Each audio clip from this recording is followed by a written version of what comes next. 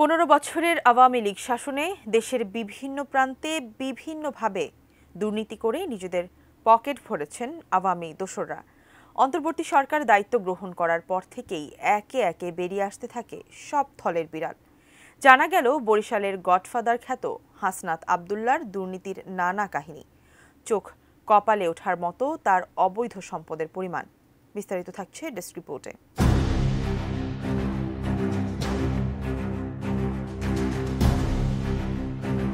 খাল, বিল, জলাভূমি ও প্রাকৃতিক সম্পদে ভরা বরিশাল জেলা। আওয়ামী লীগ সরকারের আমলে বৃহত্তর বরিশালের পুরোটাই ছিল একটি পরিবারের নিয়ন্ত্রণে।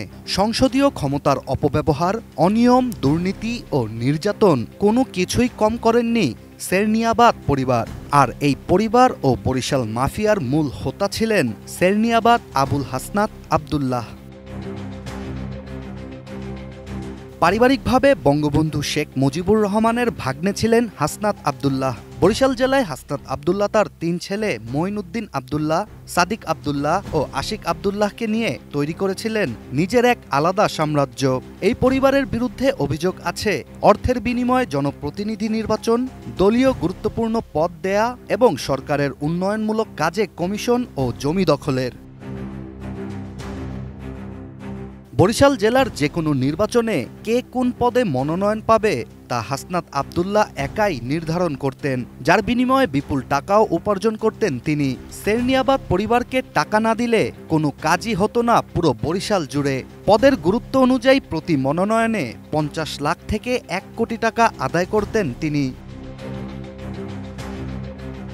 ডিজাইন, এলিগেন্স, বিউটি, সেরা পণ্য সবার জন্য জেভিকো। এদিকে সরকারি উন্নয়ন কাজের ঠিকাদারিতেও ভাগ ছিল হাসনাত আব্দুল্লাহর। বরিশালের যে কোনো সরকারি প্রকল্পের কাজ পেতে হলে প্রকল্পের 10% কমিশন আগেই হাসনাত আব্দুল্লাহকে প্রদান করতে হতো। এভাবে সরকারি কাজ পাইয়ে দিয়ে তা শুরুর আগেই কোটি কোটি টাকা হাতিয়ে নিতেন বরিশালের সাবেক এই সংসদ সদস্য।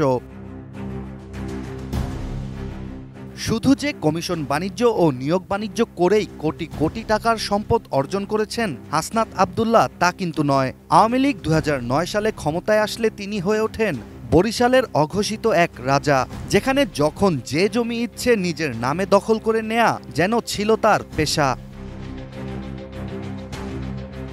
নির্বাচন কমিশনে উল্লেখিত তার সম্পদের বিবরণীতে তার সম্পত্তির পরিমাণ আকাশ ছোঁয়া, যেখানে উল্লেখ করা আছে 10 বছরে হাসনাত আব্দুল্লাহর ব্যক্তিগত আয় বেড়েছিল 4 গুণ ও সম্পত্তি বেড়েছিল প্রায় 13 গুণ। তবে এসব ছাড়াও বরিশাল জুড়ে বিভিন্ন শ্রেণী পেশা ও নিরীহ মানুষের জমি দখল করে আনুমানিক 1000 কোটি টাকার সম্পদের পাহাড় গড়েছেন তিনি। এছাড়া বরিশাল বাস টার্মিনাল ও স্থানীয় বাজারের ওপরও ছিল সেরনিয়াবাদ পরিবারের নিয়ন্ত্রণ। প্রতি মাসে এখান থেকে প্রায় 25-30 লাখ টাকা চাঁদা তুলে পৌঁছে দেয়া হতো সেরনিয়াবাদ পরিবারের কাছে। 5 আগস্ট সরকার পতনের পর থেকে সেরনিয়াবাদ পরিবারের সকল সদস্যই গা ঢাকা দিয়েছেন। তবে হাসনাত আব্দুল্লাহর ছেলে মঈনুদ্দিন আব্দুল্লাহ গ্রেপ্তার হয়ে বর্তমানে কারাগারে বন্দী রয়েছেন। Desk report, ATN news.